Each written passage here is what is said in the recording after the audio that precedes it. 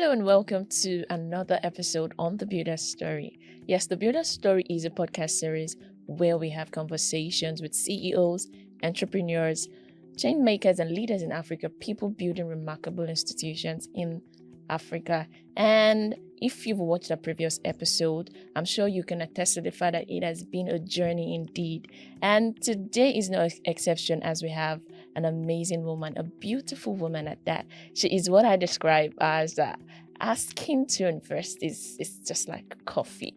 I'm sure you would understand what I'm saying if we introduce her to you proper. But before then, let's go on a short break and we'll be right back after that. I'm Olaito Ayudun. Powerful voices. Powerful voices. Powerful voices. Powerful voices. Unforgettable messages. Experience the magic. All here at Sabirata Studios. Only here. Just the way you like it. Just the way you like it. All here. Sabi Writer Studios.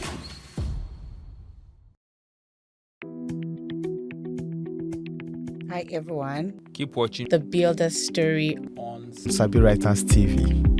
Cheers. Welcome back.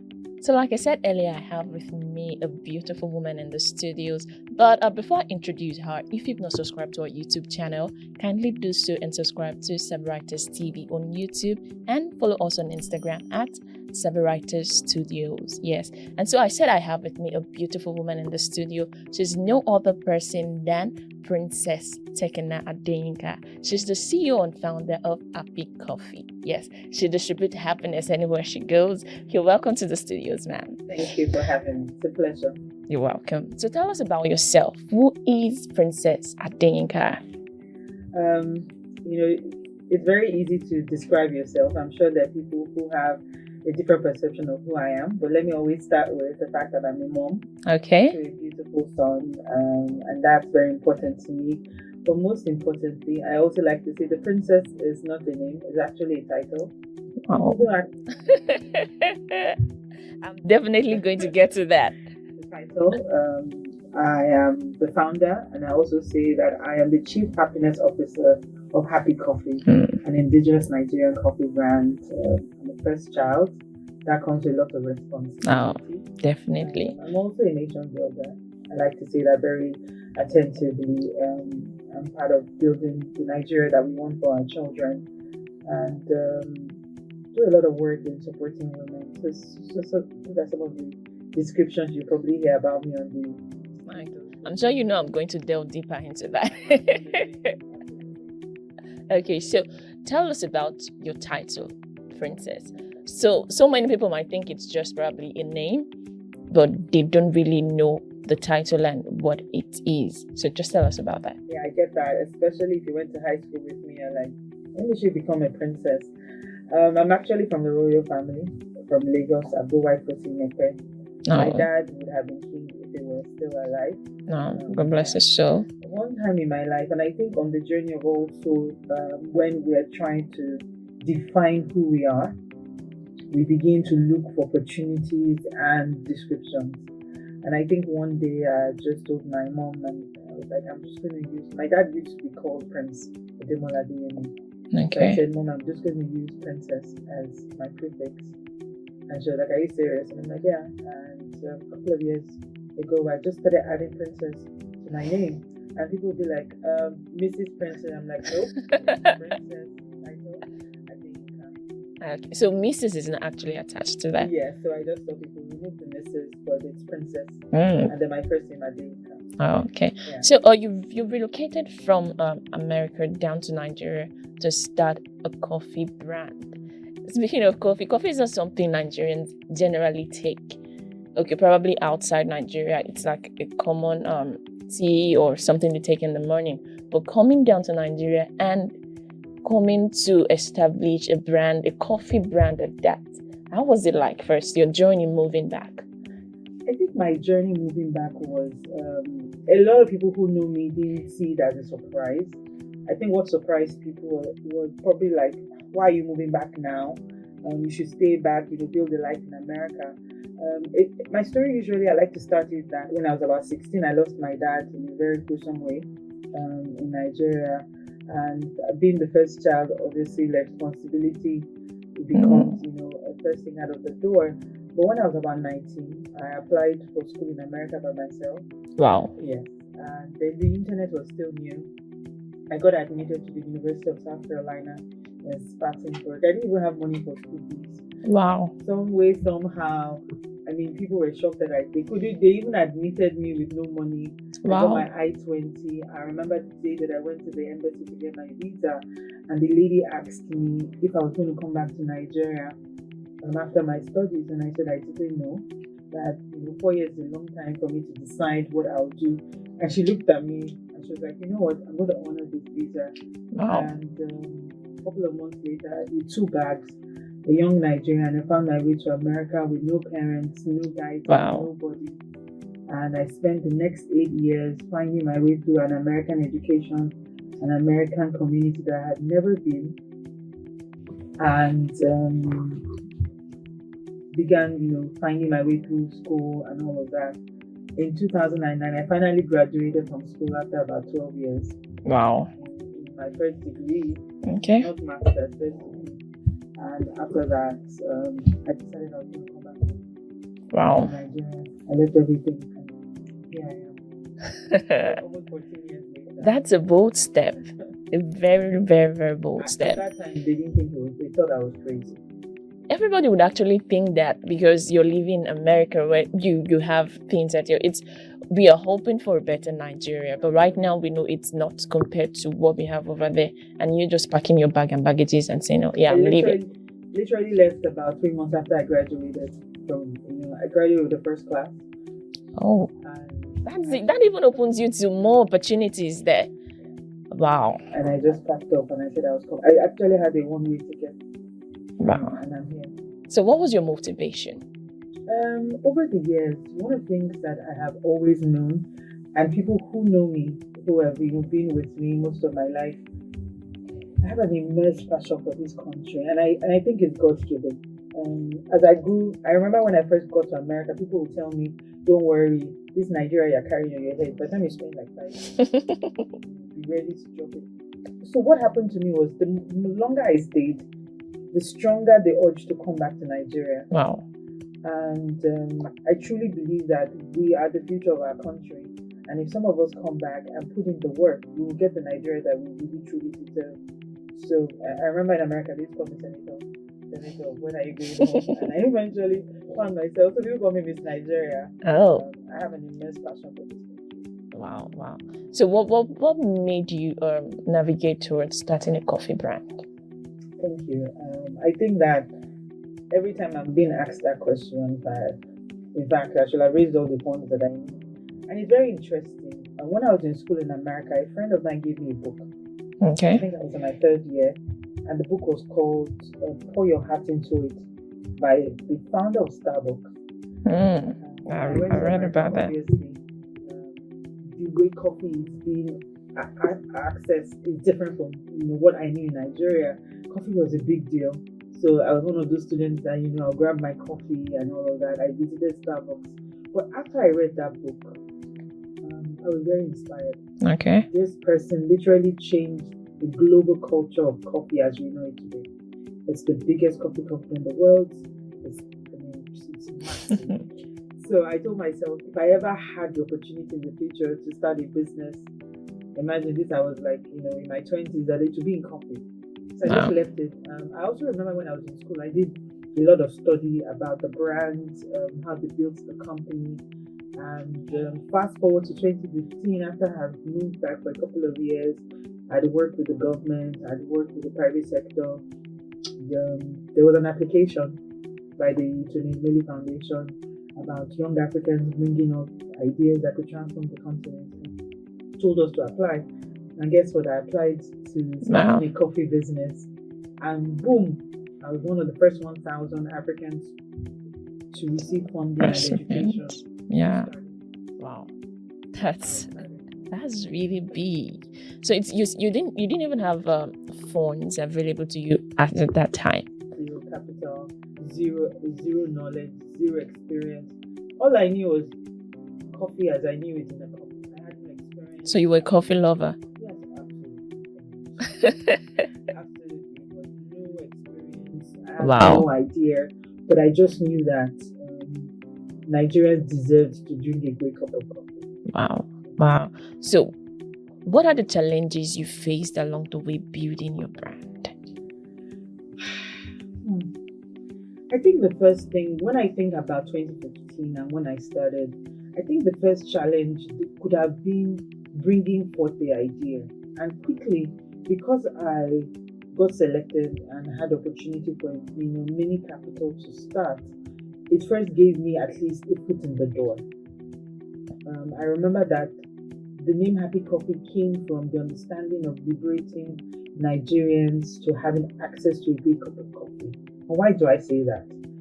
If you don't know, 20 states and more in Nigeria can grow coffee. Many are growing. A lot of that coffee goes to waste every year because the coffee we drink is imported. And most of the coffee that we have access to also in Nigeria is processed coffee, which is instant coffee. So for me, starting that journey was very critical in terms of how does an average Nigerian have access to local coffee?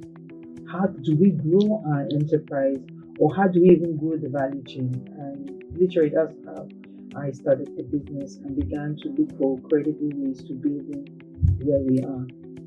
When you talk about challenges, I'm sure you're thinking, where should I start from? Which one should I pick? I think for us as a coffee brand, I think the first challenge was the fact that there was nobody doing what we wanted to do. Yeah, a pioneer. Yes. Most of the brands that you know are foreign brands. We didn't have any roadmap. There was no data on coffee in Nigeria. There were no departments where we could check, coming from a society in America, if you want to start a business, there's a bureau of business where you can go get data, get all the information you need. We had nothing. So that was our biggest challenge out of the door. I had no experience also, absolutely zero experience. I knew what I wanted at that time. I thought, Nigerians should have access to coffee. But the biggest challenge was at that point was there was no data. There was no roadmap, and there were no companies that we could benchmark our business against and say, okay, this company is doing this. Maybe we can follow in their tracks and then differentiate from that. That was the first time. Okay, but 2015 till now is like quite a long time. How did you do it? How? And people, I'm going to separate it into two things. I know, like in Nigeria, we like to talk about the God factor, which is very critical. Obviously, because I have a lot of that, but I also like to place the role of hard work in terms of any builder or building anything at all. It's very critical. 8 years in the Nigerian coffee value chain is like, when they say a dog, when you have a dog, they say your dog is 7 years old when it's 1 year old. So every 1 year in a dog life is like 7 years. That's how it is in the coffee industry. Every 1 year that you spend is almost like a 7-year kind of experience, because like I said, there are no roadmaps to coffee in Nigeria. You have an interesting story, but people cannot relate it with anything. Now, 8 years down the line, if a young person wanted to start a coffee brand, at least they know there's Happy Coffee. Then we had nobody to say, okay, this person built, we can also do the same. So that obviously opened us to a lot of criticism. Okay. People were saying things like, how can you, an American graduate with a first class, you should go get a job in Chevron or Mobil? Yeah. You would think, I felt I was going to fit those kind of jobs, but here am I carrying cup and pan trying to sell coffee. The truth is, are you out of your mind? You should be working in the government, you should be doing this. But here I am carrying one pot, going to them and serving coffee. It's just crazy. No. I think for me, that was some of the challenges that I faced. I needed to prove a point that there was value in developing coffee in Nigeria. I didn't know how. I didn't have the funds. I didn't have the education. Literally, although I had a business background from America, but I didn't have the wherewithal. I wasn't an authority. I wasn't an expert. Girl, what are you doing? Yeah. So, considering how you built over the years, okay, let me not even delve into that. Let's go back to 2019, where you pioneered the first Lagos Coffee Festival. How was it like? You establishing in 2015, in 2019, you're organizing that. How was it like? And you might ask me a bit of my personal life, but when I started in 2015, remember, it was just an idea. When I got selected, for that fund, there was no Happy Coffee, there was no name. It was after I got selected, I realized that I didn't even have a company name. So I had to go register. I sat down, thought about what I wanted the brand to be called. Then after that, registered the business. And the first time we ever did anything around that business was in 2016. Guess what? In that year, 2016, was the first time we even thought, okay, let's even do something, because one of the things that I wanted to do very critically was research. Would Nigerians even accept a coffee brand or company? So I was doing a lot of work, and I even like to say that even up until now, we're still researching and experimenting. But way back then, in 2016, I lost my immediate sister to childbirth. Wow. So rest in peace. Yes. And I had to stop the business because at that point I was still a one-man show. I had a nephew who had lost his mom, so I had to step into that role very quickly.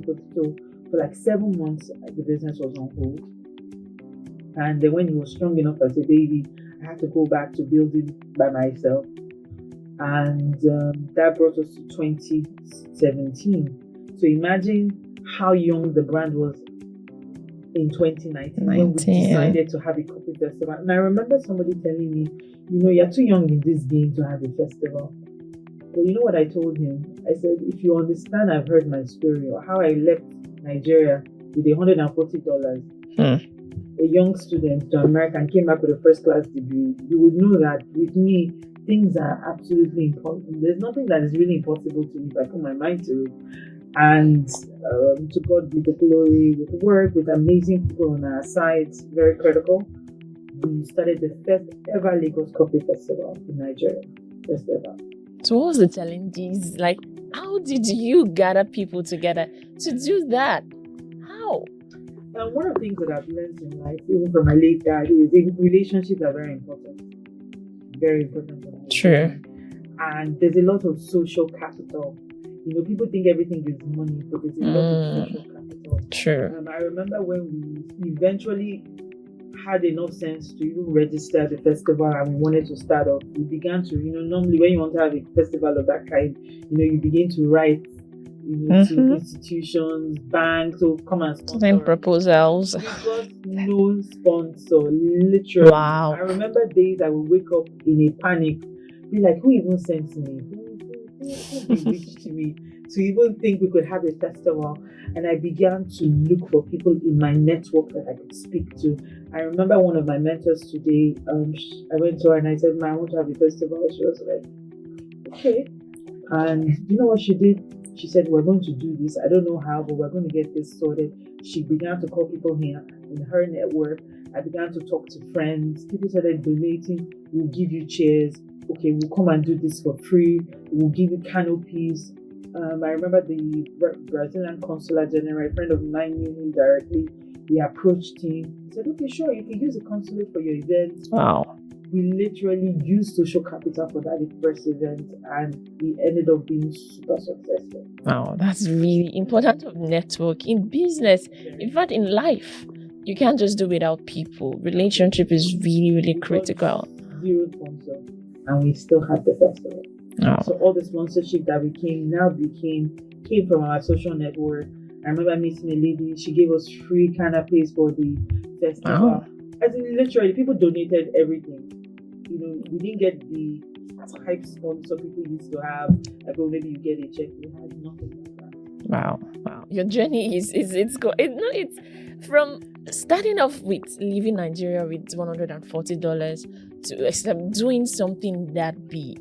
And some people might actually think it's all about you just having that money. You have a dream and you're waiting to get that funding to finance that dream.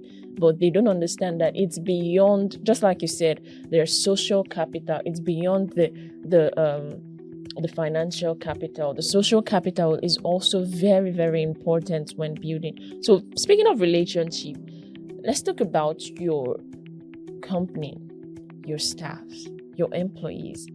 How is it like? I'm trying to imagine the happiness that's flowing in.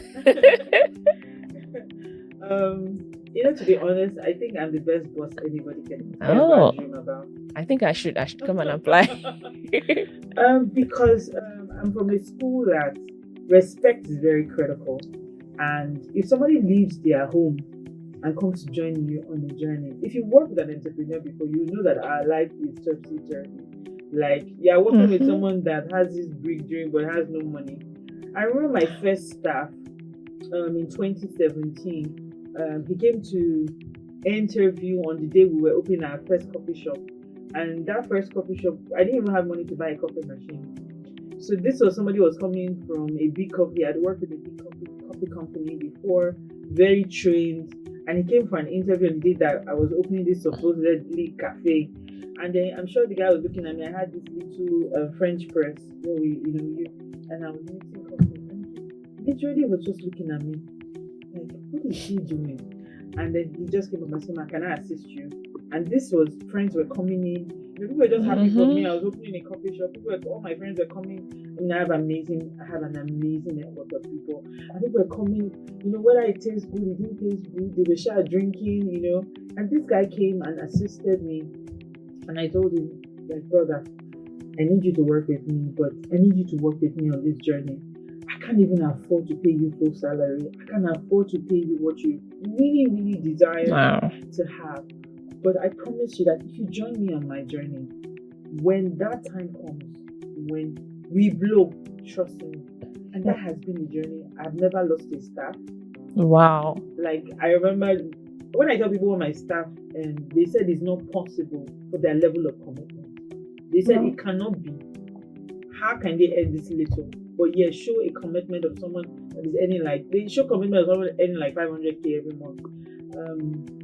So for me, my team is my first customer, because the fact that they've joined me on this crazy journey to building what is going to become the future of African coffee, to me, it's a privilege for them to work with me, and I treat them.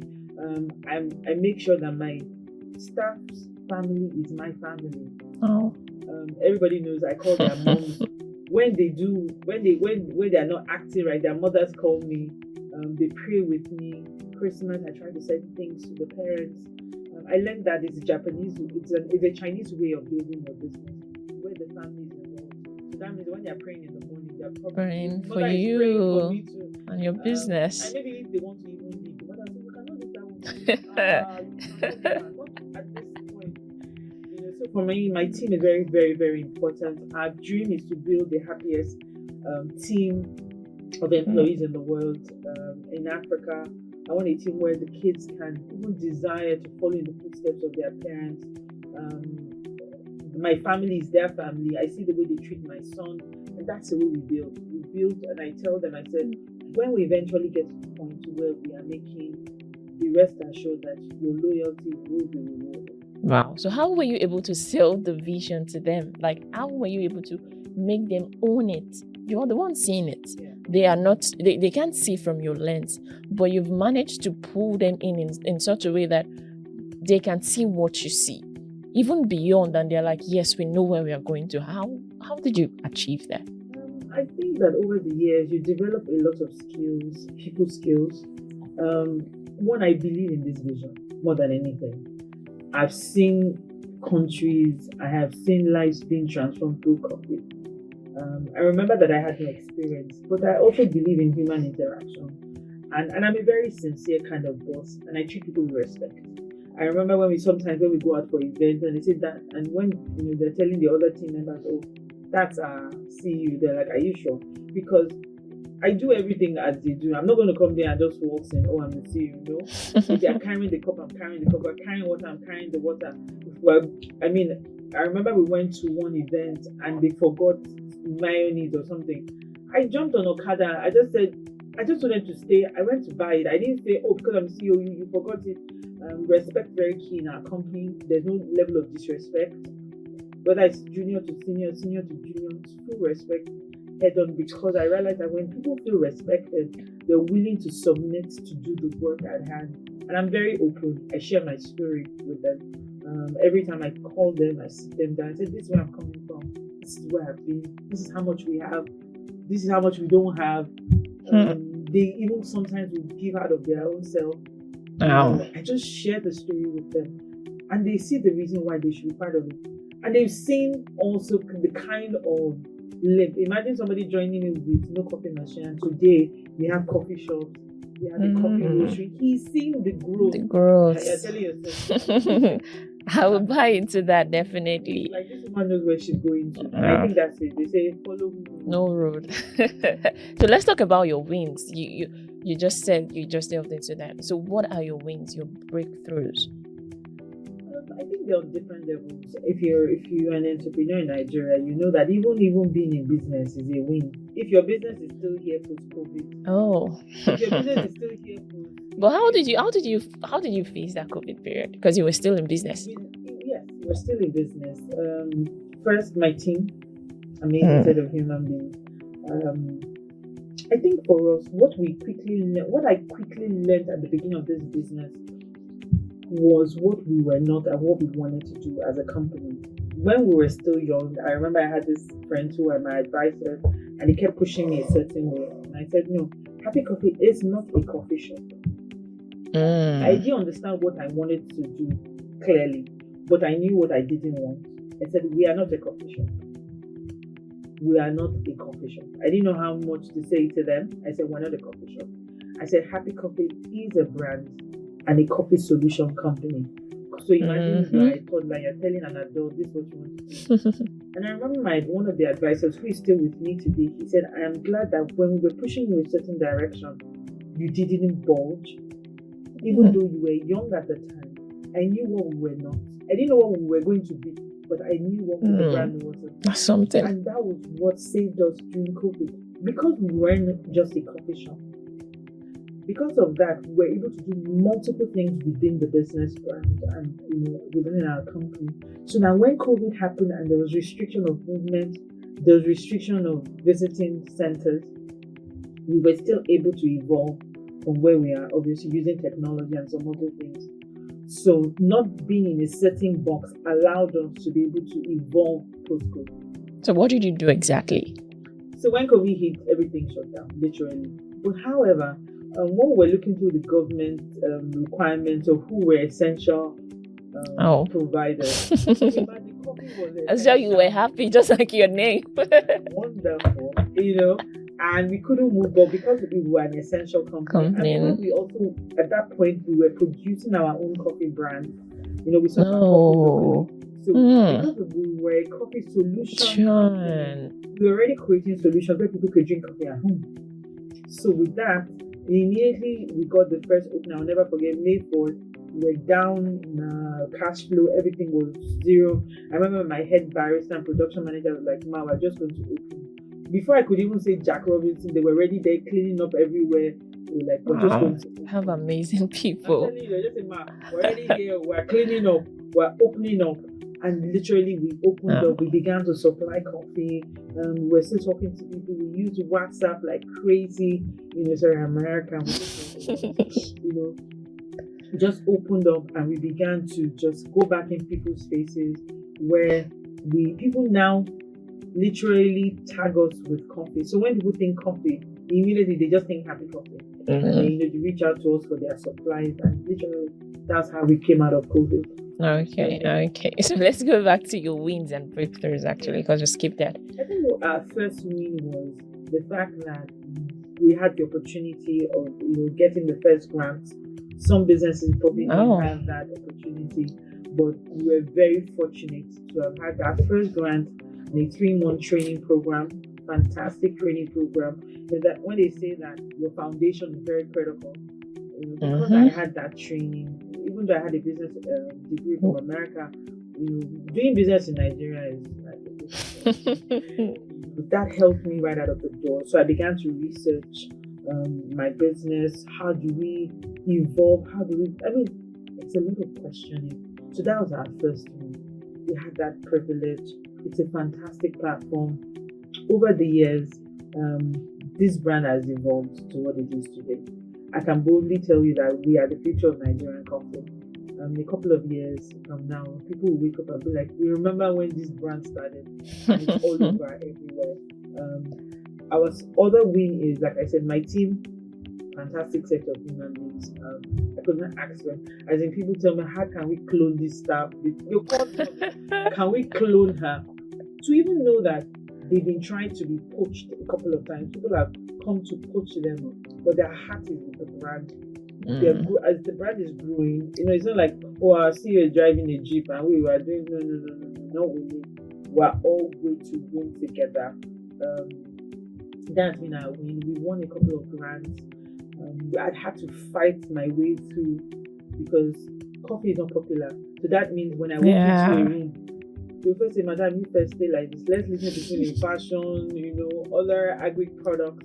But every day I make sure that the voice of this brand is not silenced by naysayers. Those part of our win. And I always say that what is the biggest win for us today is when people think coffee now, they literally think happy coffee. If you go on Google today and Google Nigerian coffee brand, I did that. Literally sure yeah. That wasn't even accessible 8 years ago. For me, that is our greatest win.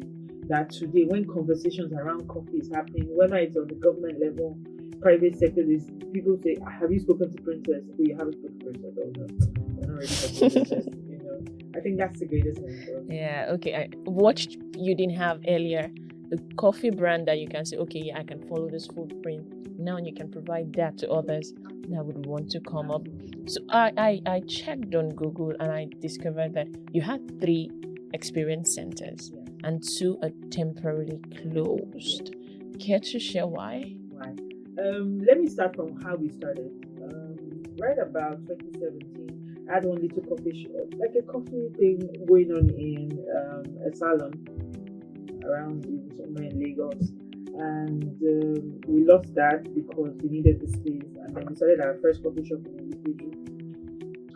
Ilupeju was our first center, so we began, our experience and the people could come. And because of the way we started the business, we didn't start with a coffee shop. We started with going to events. One of the things, when you have little funds as a business owner, you have to start looking for creative ways to continue your brand. So we started as a mobile cafe. So in 2017, people started asking us, so what time we come and drink the coffee? So a friend of mine told me that the space opened up in the page. Did I want to take it? I didn't even have money. I said, yeah, I'm going to take it. As always, I took it, and that's how we started. So we opened the Ilupeju, and then we had partnered with a bank in Nigeria who had a center and wanted us to put a coffee shop there. And then we had that coffee shop. That coffee shop closed after COVID because the bank never opened up that center. As it was like a canteen area for team members, for staff, although people could have access to it. So it closed down after COVID. That was the second center. And then in 2020, we had an opportunity to open a center in VI, which is still currently open. But this year, our Ilupeju cafe closed down abruptly because the management had some issues with, I think, the government, blah, blah, blah. And it just bettered, and so we closed for the holiday. They never opened the center again, and that was how we lost our biggest coffee shop. Wow. So how did you feel? Like, how did you overcome that phase? How am I still feeling? It was tough. One, because it was our biggest center. Wow. Everybody knew us to be there. I'm one of those champions of the mainland. I said if we're going to open, let's say 20 coffee shops. 15 of them on the mainland. Oh, wow. Thank God our office is on the mainland too. Everything open, everybody wants to be the island. The mainland deserves to have amazing coffee shops. So everybody knew us with the Ilupeju. It was a beautiful center. We had events there. It was a big shocker to us because it also happened abruptly That means we lost a lot of income. We had also just implemented our first coffee roasting center, and it was supposed to be in Lupeju. So we lost that operation. It was hard. We lost money. We lost customers. But we're here. We're still here. So that's why we're down to one. But I like to say that it's experimenting. It's very important for you as a business owner to prototype whatever solution you're trying to create. So for us now, we understand how we want our coffee shops to be, at least for the future, so that when we're ready to now reopen a bigger center, we know exactly what we should do. Okay. So thank you so much for that, Matt. So we want to go on a short break, and after that, I'm sure you guys have been taking note of everything we've been saying so far. Our journey has been really inspiring. She started leaving Nigeria with $140. I'm sure you can convert that to Naira and know how much that is. And she came back to Nigeria with a first-class degree at that and started off a coffee brand, a happy coffee, bringing happiness to everyone. So guys, just hold that thought and we'll be right back after this break. Tales from Africa aren't just stories. They are living pieces of history passed down from one generation to another, celebrating the true spirit of Africa. Join us on a journey into Africa, the motherland, the cradle of civilization. Alo by Sabi Writers takes you to the heart of African narrative. It is an online marketplace to find, shop, and enjoy your favorite African stories. Suspense. Why is mother's phone not going through? Betrayal. But you said you loved me. Tragedy. Vengeance. His grandmother will pay for this. Mystery. And romance. I will always love you, Rotimi. All available on Alo by Sabi Writers for 1,000 Naira only. Visit alo.sabywriters.com today to experience storytelling like never before.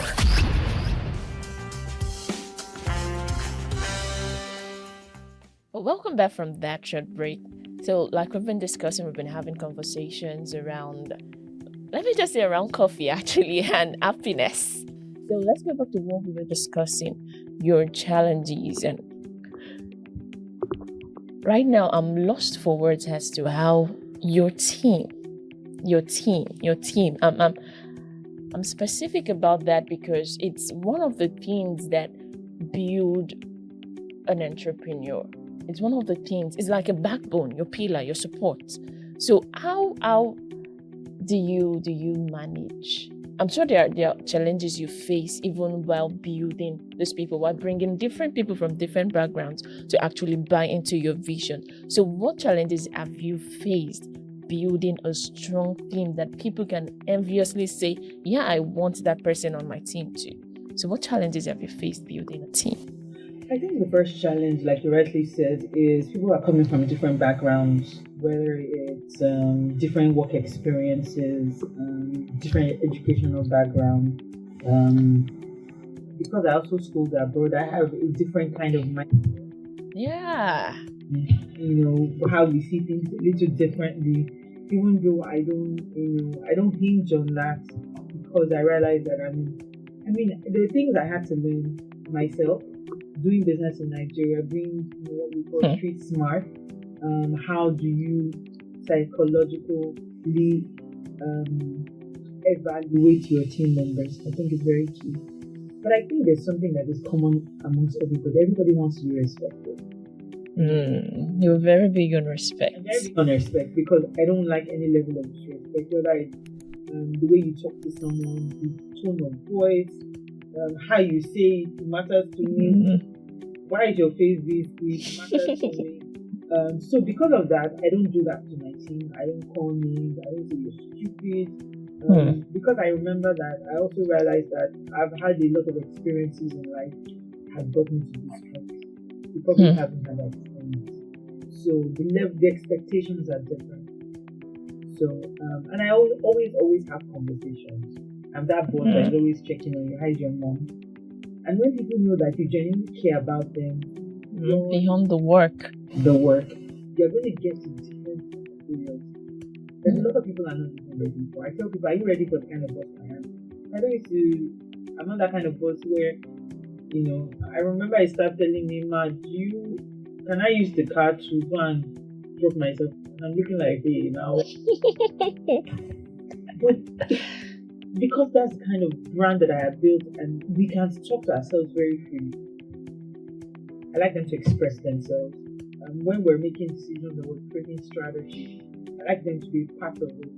And I learned that quickly from the Starbucks story. Because one of the things, their biggest drink today is the cool drink. It was created by a team member. Yes, a team member who thought it was too hot. Maybe we should add more ice. And that is probably one of their biggest selling drinks. I learned that your team can be your decider whether or not this brand is going to. How far you go? So for me, and they're humans, like I said, they joined you on this journey. If they are crazy enough to join you, then you should be crazy enough to find a way to keep them going with you. When you win with them also. I remember when I worked with the company before I joined the government at one point. Until today, the team members from that company still call me their manager. They come, my boss, my BDM. I'm like, no, I'm not your BDM. Because when I also worked as a manager, I related with my team very, when we won together. I remember once my boss said, we sell a certain amount, you give us this amount of funds. When we got that fund, I divided it equally. I didn't say because I was a manager, I was going to take 100. No. I got what everybody else got. And they knew that I got what they got. Transparency. So the kind of loyalty that you get, and let me tell you, when the time comes that you need help, you'll be shocked that they're the ones, because I have had some really terrible times on this journey. And I remember there was a particular meeting that I couldn't talk, I was just crying. And he said, boss, don't worry, we got you. We're going to stay. We're going to build. And we're going to live. He even told me things like, we can't wait for us to make enough money and send you on vacation, because I haven't had a vacation. He said, we can't wait to buy you. One day, one of my top team members sent me black private. They know I like black. So she sent me this picture of this black private jet. Said, can't wait for happy for me to buy you these jets. I was crying. Wow. Because I knew she wasn't joking. Yeah. So very critical for me. My team.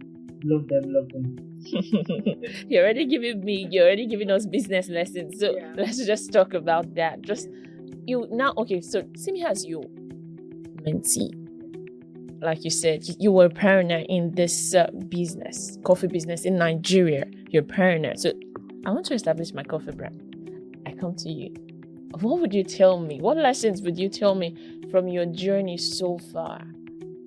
I get that all the time, and it makes me very proud when I see people. I mean, my phone is filled with people wanting to start a coffee business, and those are the type of messages I like to wake up to, because I didn't have anybody to go to when I started, literally.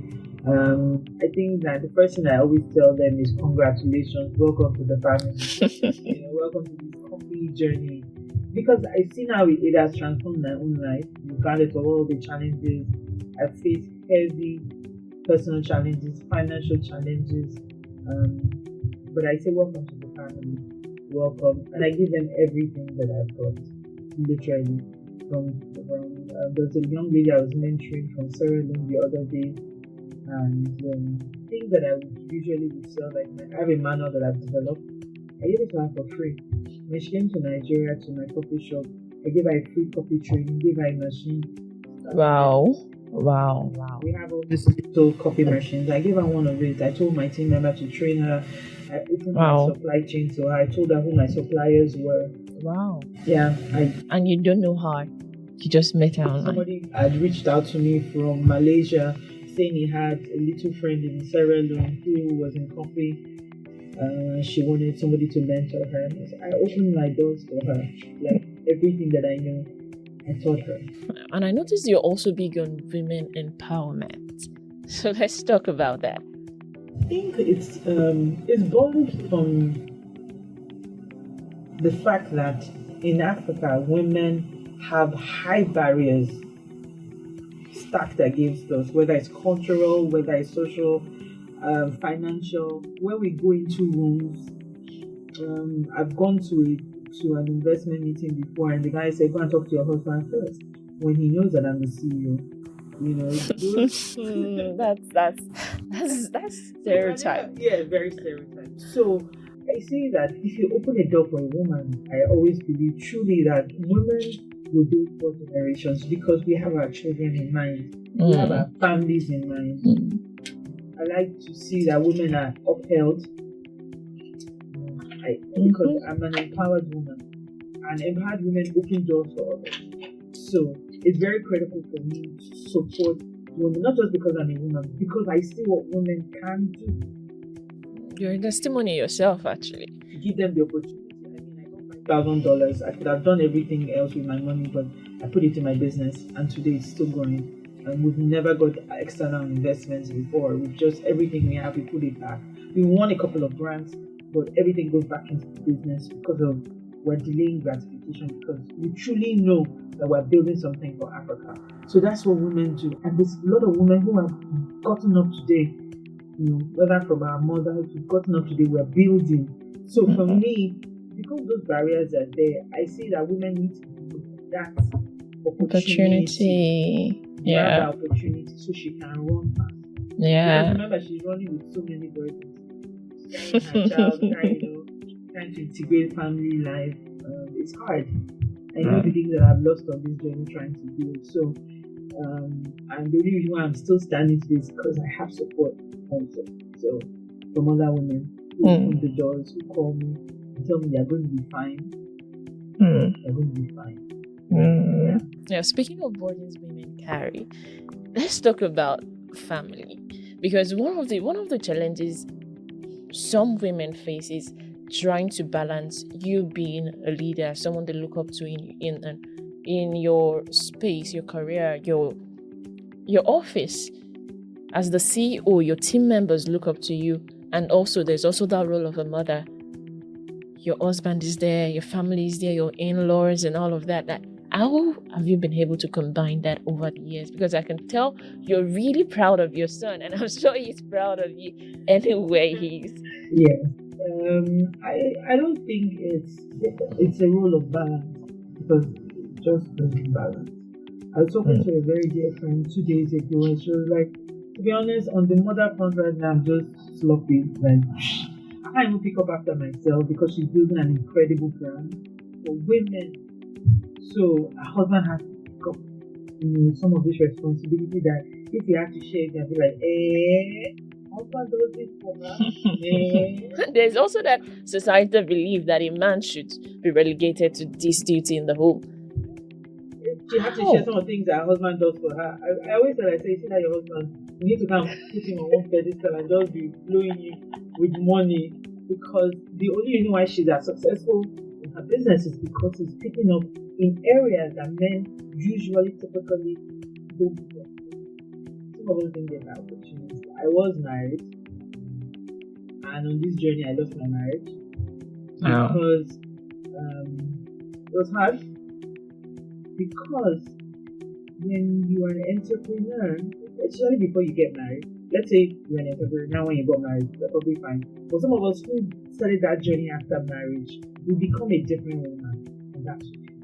If you sit women down, you realize that the kind of woman she was before marriage, or before becoming an entrepreneur, when she becomes an entrepreneur, she's totally different. Because every day you're leading some men, you're leading women, you are making decisions. You're different in your outlook to life. You're very inspired by so many things, and when you come home, you might not really see that you've changed, but your partner sees that you've changed. And if not well communicated, there's going to be a problem.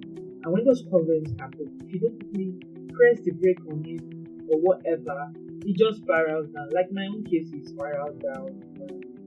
I was so focused on building a lot of the energy maybe that I would have used, but when I get home, I still have to maybe get on the laptop, try and fill an application. I'm losing family time and all of that, and it just spirals down. So, like I say, now it's easy for me to say I lost my marriage on this journey.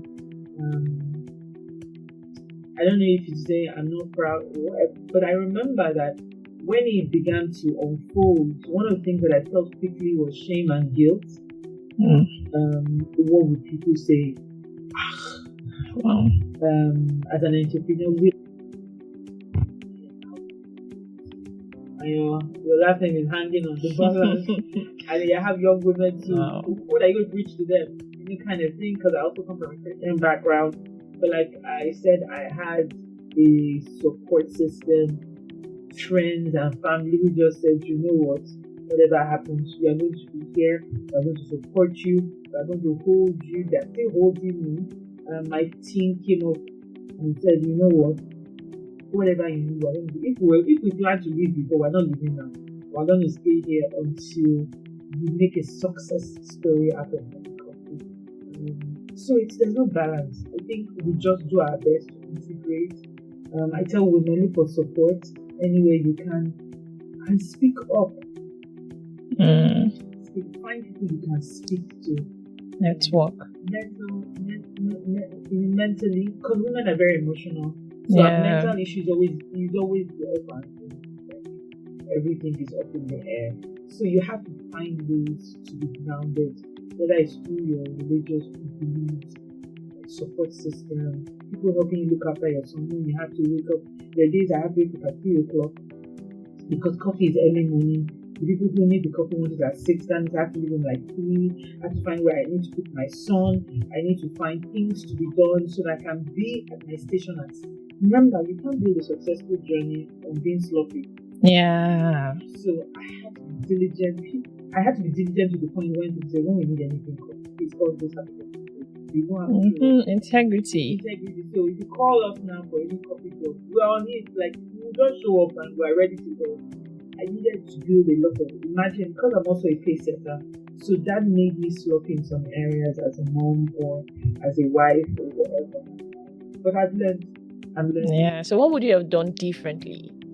I think I would have communicated a lot of my pain differently, because I was also dealing with pain as building an enterprise. What I also tell women today is you change as an entrepreneur and you need to sit with your partner in the areas you're changing, because especially women like us who want to lead Nigeria in the future. Your dreams are big. So you have to choose right. I don't know if it's because people will choose the right partner. I don't think there's any right partner out there. I think that some partners will come ready, some will need cajoling. But at the end of the day, communication is very key. Check your mental health. A lot of time we battle a lot as women. Some of us are even depressed on this journey, and we're not able to communicate properly to our partners. True. So we're sending different types of energy. One of the things that I know that you said, we changed, now I see why. Then I didn't see, because I was in it. I couldn't see why I changed, but I understand why I changed. And I was like, but you already knew I was on this journey. But I said, I didn't think it was going to be like this. I didn't, because I just narrowed down this, let's do this copy thing. But like I said, communication is very key. Communicate your pain, very key. Communicate when you're happy, and find a way around it.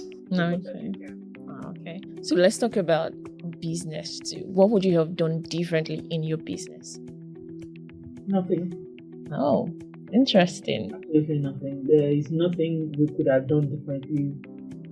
With the kind of things we had to battle with, like I said, no data, banks were not ready to give us funds. Coffee. What else?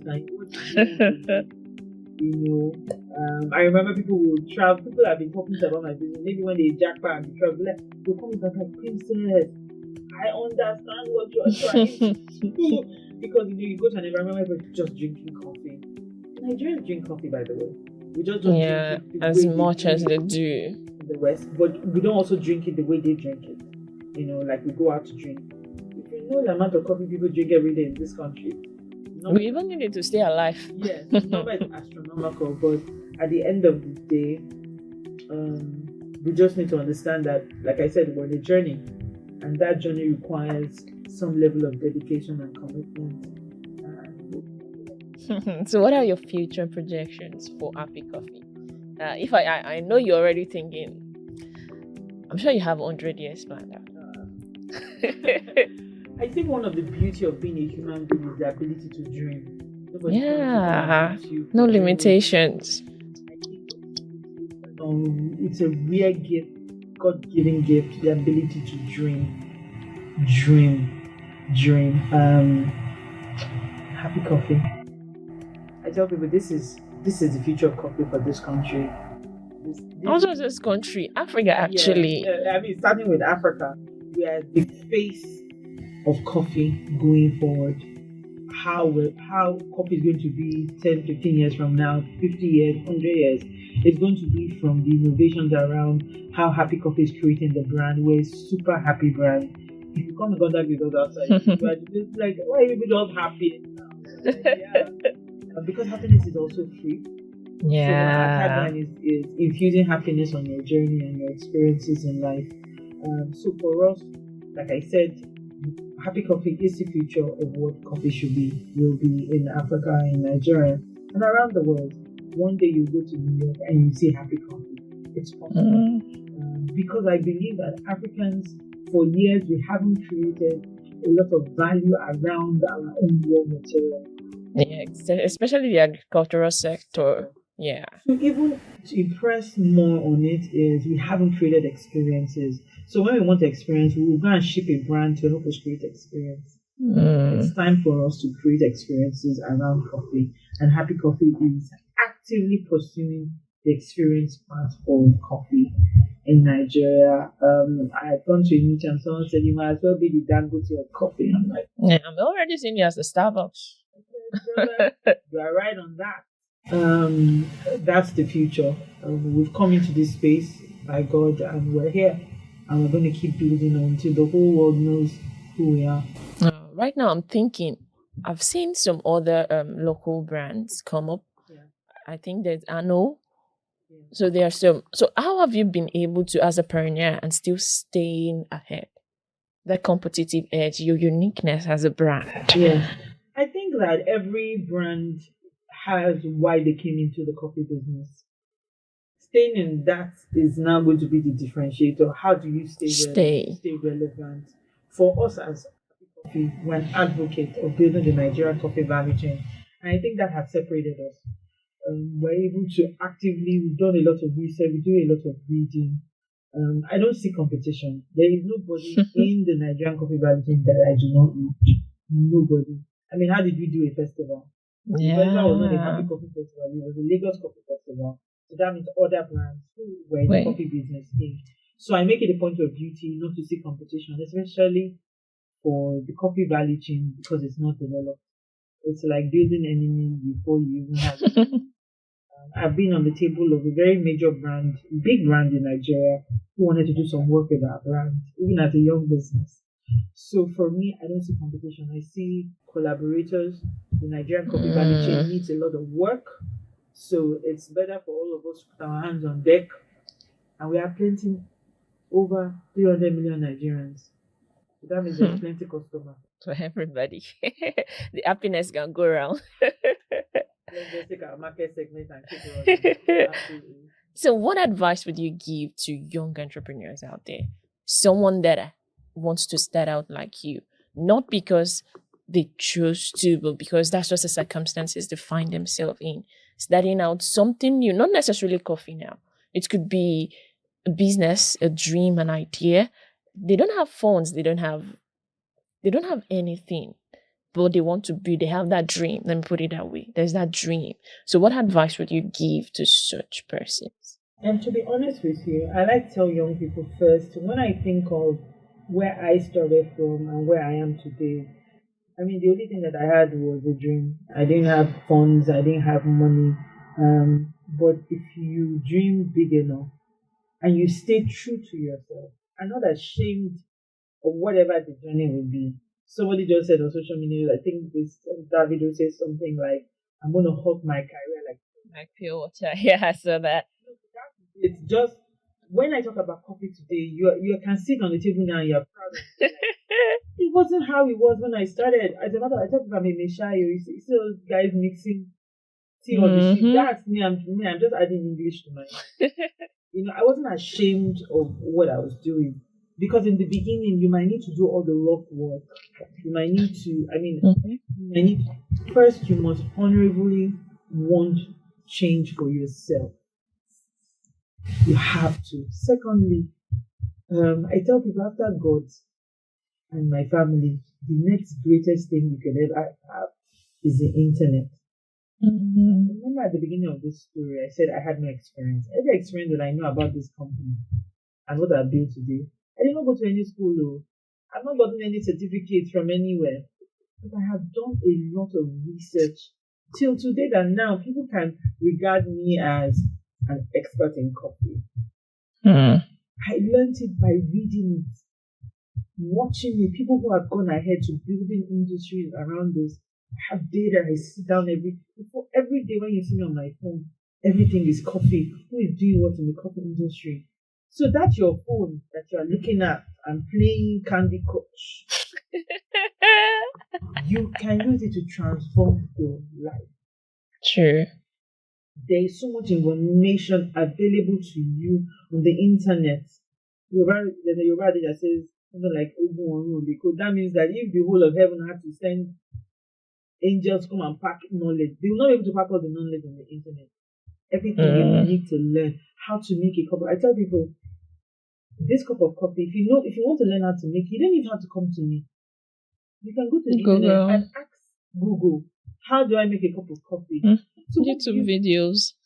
So what's the difference between me and you is the fact that we have created our own signature drinks. We put a twist to it. If I come and sell you this coffee and I'll be like, this is the coffee, creating you a happiness. You are the DNA of your business as a young person. That means every day everybody's creating all the big brands that you know today that ever existed, every designer brand came from somebody like you and I, who didn't have two heads, but just was determined to make a change. And I like to expand that and say, if your idea cannot transform your family, cannot transform the country, and it's not going to transform the world. Wow. So do your own bit. Just whether you're building it small or building it, just know that you're the DNA of your business. If you're sloppy at it, your business is going to be sloppy. If you're brilliant at it, business is going to be brilliant. And it doesn't mean that it's not about intellectual brilliance. It's about how you apply yourself to the knowledge, how you're willing to apply yourself to the knowledge. Every day when you wake up, how do you invest in that decision to become a better coffee brand or whatnot? Okay, so if your idea cannot transform your family, it cannot transform the world. Okay, just before we wrap up this episode on the builder's story, so I'll be asking you some rapid fire questions. Okay, I hope you're prepared. So, what's the best advice you've ever received?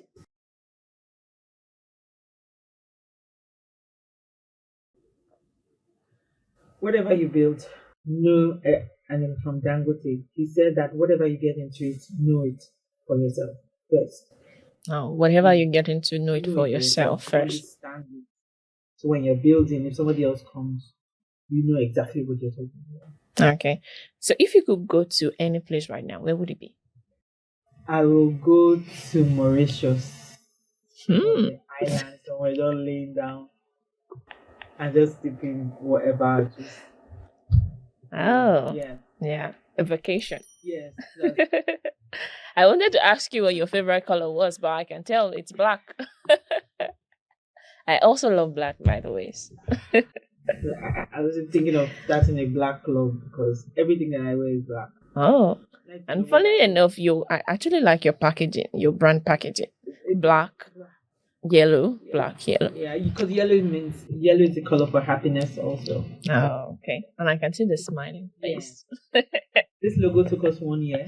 Oh, wow. The person who developed it took him 1 year to finally give it to me. Wow. Or was he finally understanding what you wanted? Yeah, it took him 1 year. He said he had to do a lot of study around what.